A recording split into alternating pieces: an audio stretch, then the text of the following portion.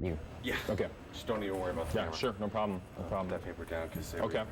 time you click it, it makes good noise. Sound, yeah, no problem. All right. Get you to say your name and spell it for me. Yeah, Jesse Dizard, Jesse Dizard.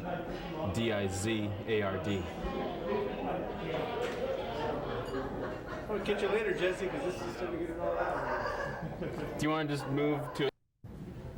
One more time. You say your name and spell it. Sure, Jesse Dizard, Jesse Dizard.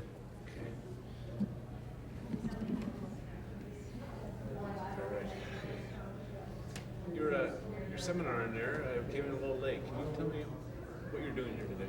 Yes, I was invited to present the preliminary findings of the Subsistence Division of Alaska Department of Fish and Game's research into the effects of the Exxon Valdez oil spill 15 years after the fact.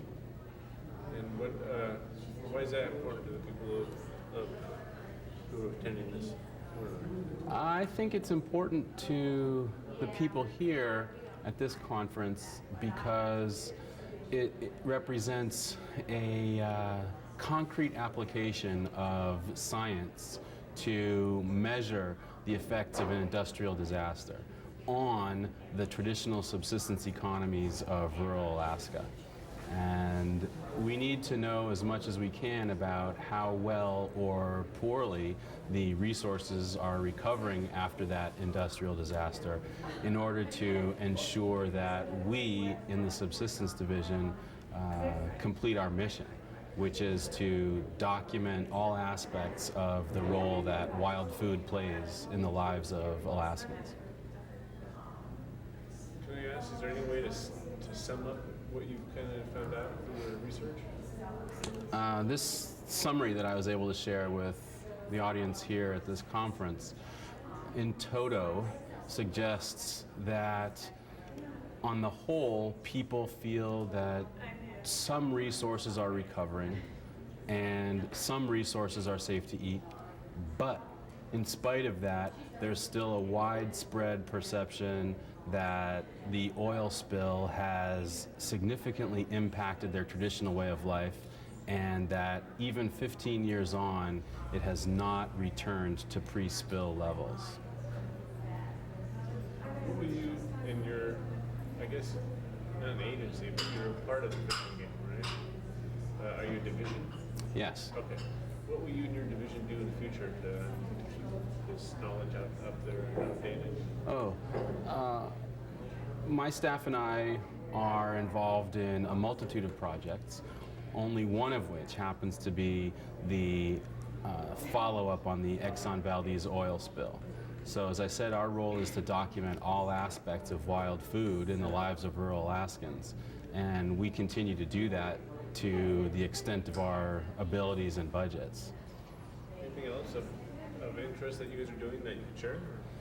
Oh, yeah, I could go on and on. How much tape do you have? Not that much. I guess perhaps most recently we have completed a survey of subsistence halibut use. It's a new federal regulation that has allowed for the subsistence catch of halibut, and the regulations just went into effect last year, and we completed the first survey of this new fishery and are in the process of sharing the data. It suggests that, very consistent with our earlier estimates, halibut is being harvested in subsistence communities roughly to the tune of about 1 million pounds, I think is ballpark figure, more or less what was brought in. And some people say, wow, that's a lot of halibut for subsistence take, but it's important to recognize that that represents less than 2% of the overall halibut catch in Alaska for 2003. Indeed, in fact, subsistence harvests in general account for less than 4% of the overall harvest of wild food in Alaska, fish and game. So you think like there was 100 million pounds of halibut harvested? 1 million pounds of subsistence halibut. How much was the native? Well, the native take, the subsistence take, excuse me, was roughly 1 million pounds. roughly 1 million pounds. So that's just 2%. So there's 50 million pounds of amazing what God can do. Yeah, it's a lot of money. Man, we stock the fish every year. Okay. Right. Before I forget to ask you your job title and your title, exactly your division. Okay, my job title is Research Director and Statewide Program Manager for the Division of Subsistence, which is a division of Alaska Department of Fish and Game, headquarters in Juneau. Wow. Good. Anything else you want to add? Yeah, I'll reiterate that when people ask me, aren't subsistence economies a thing of the past and won't they just go away? I'd like to suggest that really it's market economies that are more frail and fragile than subsistence economies. They've been around for 20,000 years. Market economies are only about 300 years old. Any last words? Any last comments? Yeah, it's the most interesting job I've ever had, and rewarding because not only do we work with data and numbers, but primarily with people, people across the state. And it's the people of the state of Alaska that make this state so unique.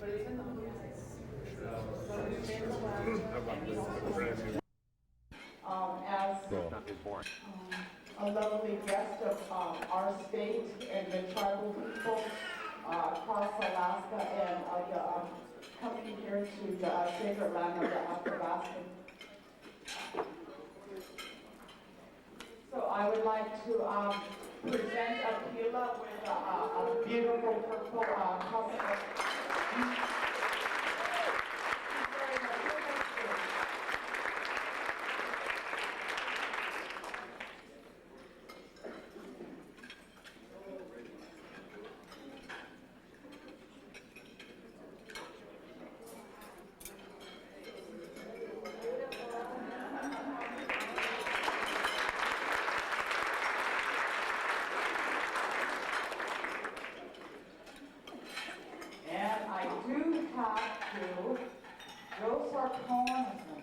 You know how he can get. I need to talk about, we all love Joe Sarcone, so take my Joe president.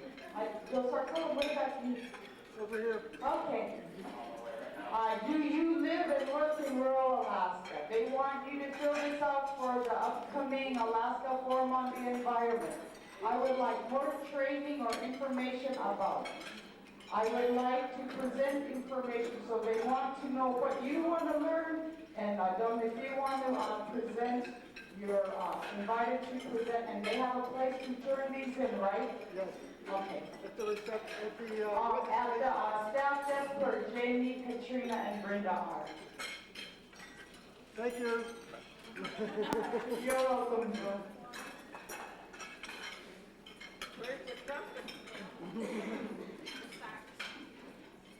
And one thing that I have been kind of battling with, not battling with, but kind of nervous to announce. Now, most of us in here, our programs are funded by grants, and sometimes you're kind of curious if you're going to get your funding again. So I need to put out the question to the people about the future of this conference. Because right now, my funding for this program is not guaranteed for next year.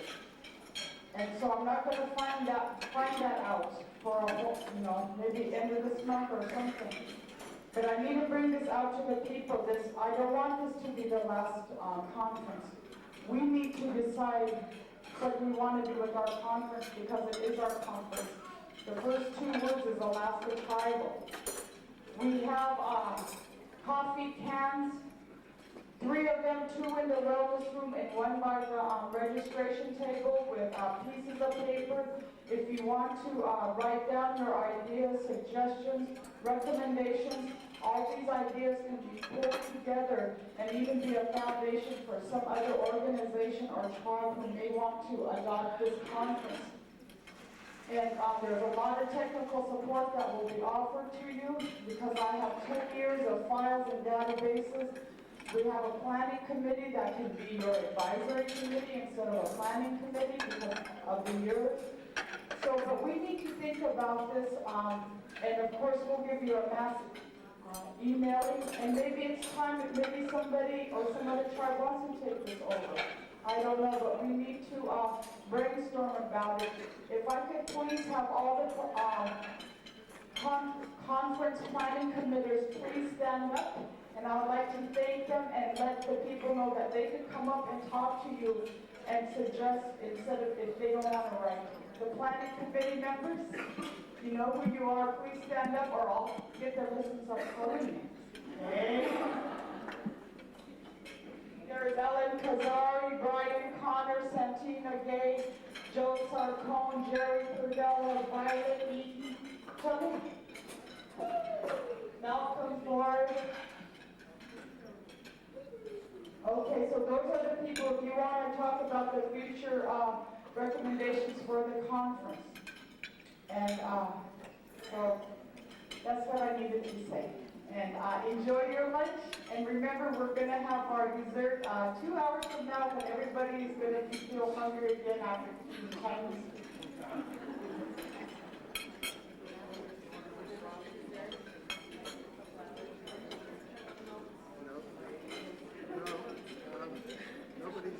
Everybody was just, it's all such new information that nobody has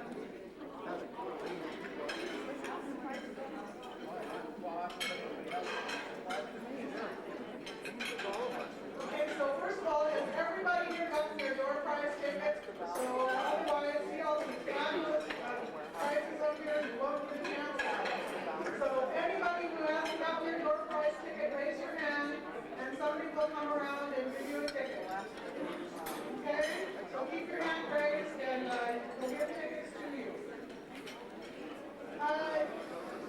We're going to go ahead and start the session for this luncheon, and I'd like to introduce Brian Connors, who's the Community Development Director for Rural Cap, and Brian is going to manage the award ceremony for this afternoon. Brian, and you're representing our very own.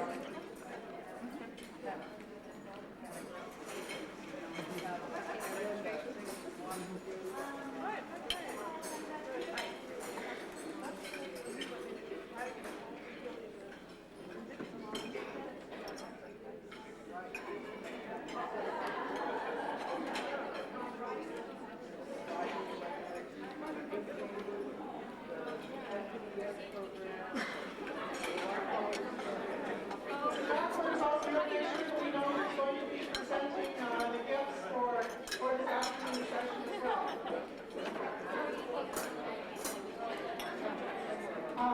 Today, Brian Connors is going to be reading the awards.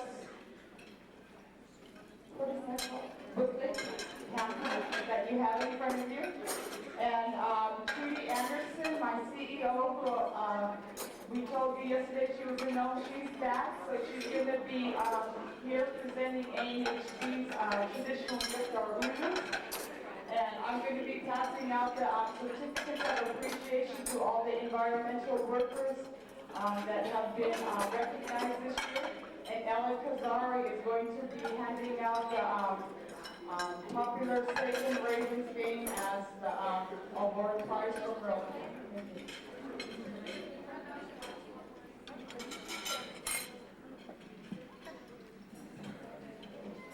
I'll put it up where I can speak into it. Hi, everyone.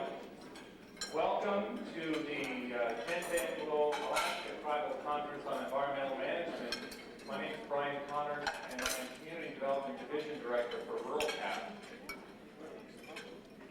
I think this is, I don't think it's the 10th year of the awards, but we've had so many deserving award winners over the years that I think we've probably got enough for about 100 years so far. If we were to stretch this out just 1 or 2 a year.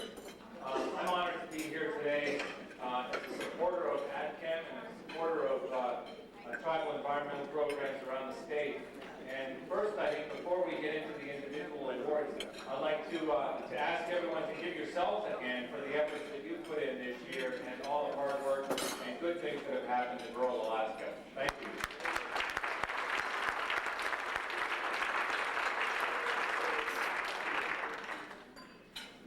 The first award we have this year is, we're going to go out of order actually. But the first award we have this year is to a man who's retiring, but I don't think he's going to entirely stop thinking about what's going on in rural Alaska or rural environmental programs and waste and water programs around the world. Some of you may know, I hope most of you know, familiar face in these rooms and in this state, Mr. Pete Wallace. Pete?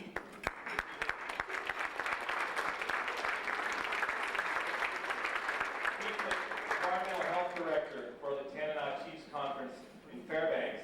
We'd like to have you up, Pete. Thank you very much for all your hard work. Come on up here and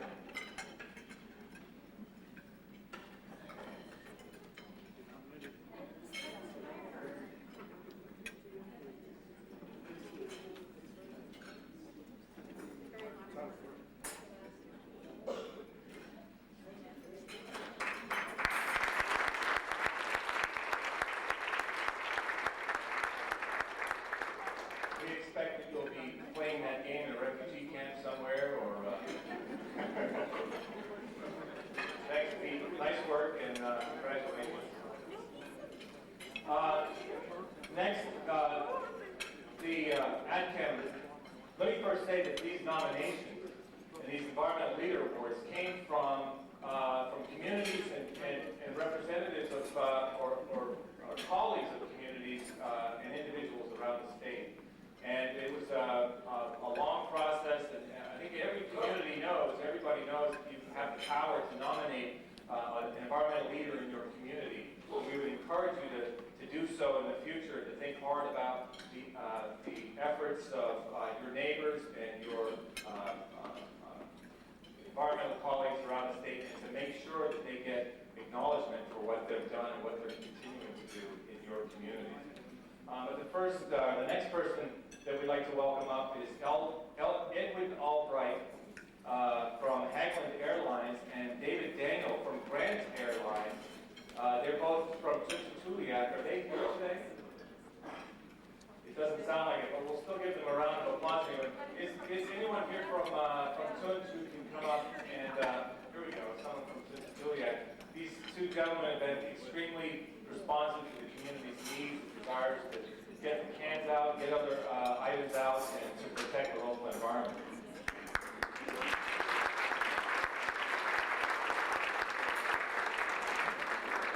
Susie Pleasant is coming up to receive the Environmental Leader Award. Thank you.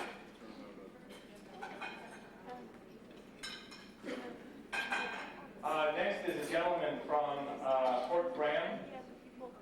And his name is Ephraim Anahona, and we'd like to welcome Ephraim up to the stage to accept his Environmental Leader Award. Is he around? Someone else from Fort Graham? All right.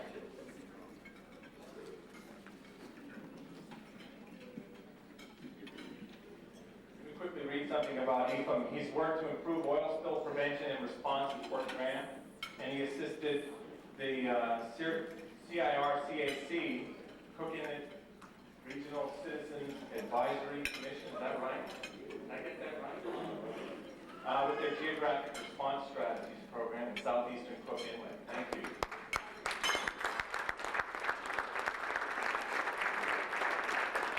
Of course, Violet from the Planning Committee has come up to accept the award. Now, this is a big one. A whole community has been nominated. Now, the community of Eek, the Eek Traditional and City Councils have been nominated for an award by Malcolm Ford, who's Assistant Professor at UAF. Are any folks from Eek here? We would hope that maybe there's 30 or 40. So please come on up.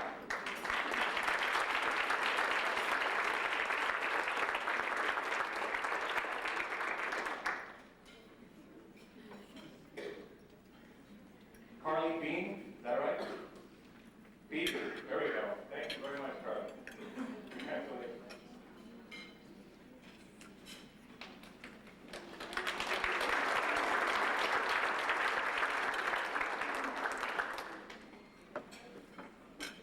Next is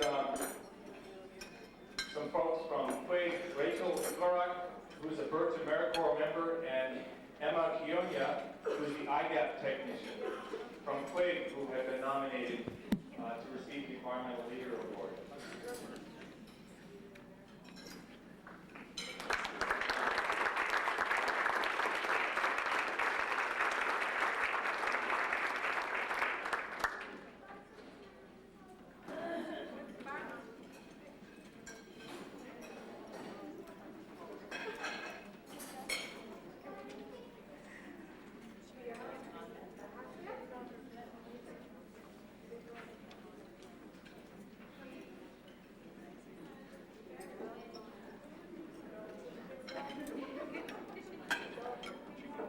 It was about 5 years ago, actually, in Eek and in Quig that we brought out very, very early versions of the Save and Raven game, and we played with some of the youth in the communities.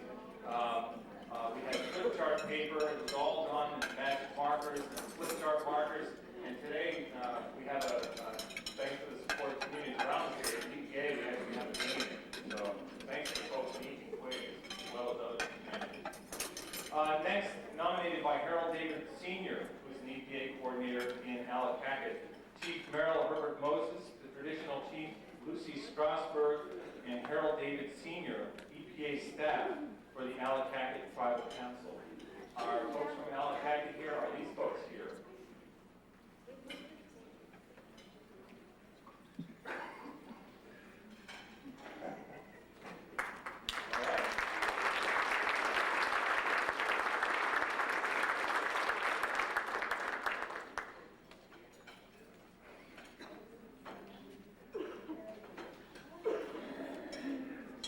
Harold David Sr.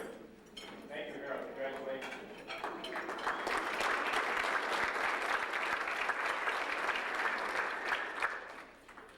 Next, from Akiachuk, the Native Community and the Akiachuk IRA Council, Eric Phillip, the EPA Director. Eric Phillip, are you here? Anybody from Akiachuk here who would like to come up and get the award on behalf of Eric?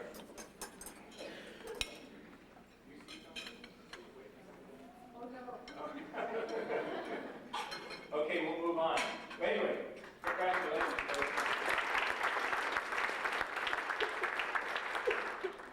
Next, nominated by Julia Doris, who's the tribal president of the Native Village of Calskag, Billie Jean Stewart from ABCP. She lives in Calskag. Billie Jean, is she here? No? Anybody from ABCP here?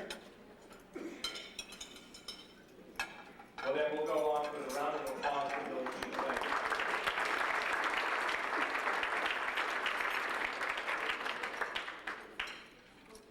I think that's it. We'll mail everyone's things home to them.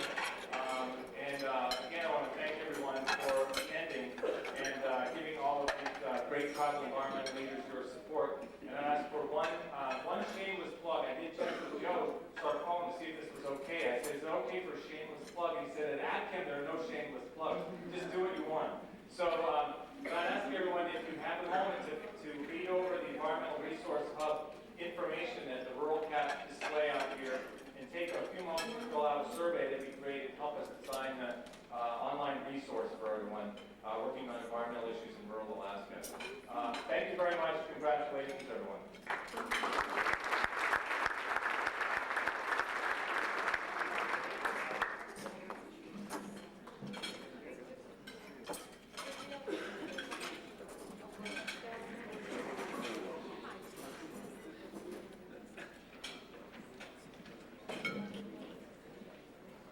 If I could have the Rural Alaska Sanitation Coalition members come up to the stage, I would appreciate that. Is there any RAS members out there? Mike Halco, Virginia Washington. One of my other programs that I besides the solid waste is the Rural Alaska Sanitation Coalition. We're an advocacy group that promotes and encourage increase and continued funding for water and sewer projects. And once my RAS members come up, Virginia Washington, she's our vice chair. Is Mike Halco, Mike Brubaker.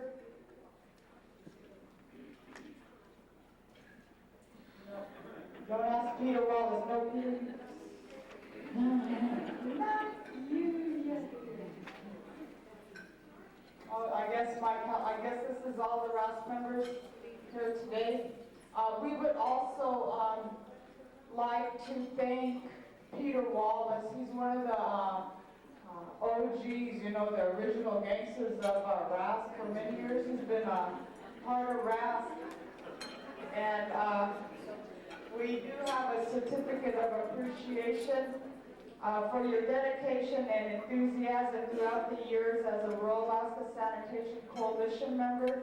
Your service and commitment toward improving the wellness of the communities across our state has been invaluable to us all. Koyana Chutna, for all your hard work. And actually the certificate, it says thank you very much in Athabascan, but I don't know how to read or speak Athabascan, so because he works for the Tananon Chiefs. Thank you.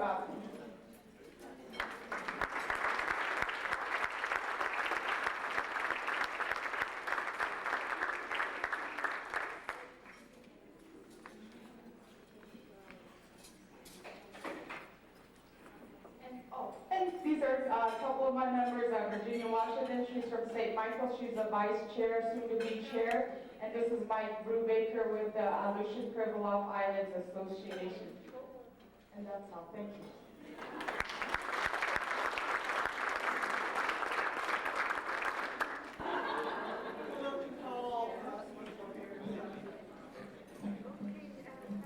Okay, hopefully that'll work for both of us, Trudy. Before we have our keynote address, we'd like to have Trudy Anderson. Trudy is the President and CEO of the Alaska Native Health Board, and we're really glad that she was able to make it back from Nome in time. We sent some prayers to your grandma yesterday and really wanted to let you know that our hearts are with you. We'd like to ask Trudy if she would come and say a few words this afternoon.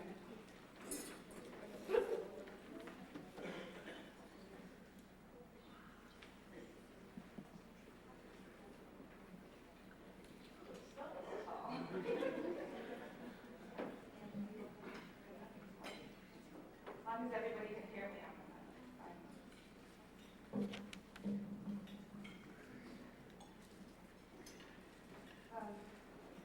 Well, welcome to our 10th annual conference, environmental conference. I apologize I wasn't able to be here yesterday to go home all week. I thought I would just take a minute to come up and do that now, as I think everyone was made aware my grandma had passed away, so I was attending funeral services and it makes it very touching for me personally that this conference is focusing on the wellness of environmental workers at the community level. I think we all need to take that time to love each other and to recognize each other and appreciate each other. I'm really feeling that right now. The other thing is the board of directors are transferring all of our prevention programs over to the Alaska Native Tribal Health Consortium. They really believe that this is the direction our statewide Native Health organization as a system needs to be moving. There's full support from the consortium's board of directors, so next year around this time, or we're shooting for January actually, that Jacqueline's program will be transitioning over to the Department of Environmental Health. Steve Weaver is here. Jacqueline and Steve, we have a wonderful partnership and collaborative relationship, so we think this is going to strengthen our statewide health system and into the services that are provided at the community level. Everybody living in rural Alaska. With that being said, there's been a lot of celebration for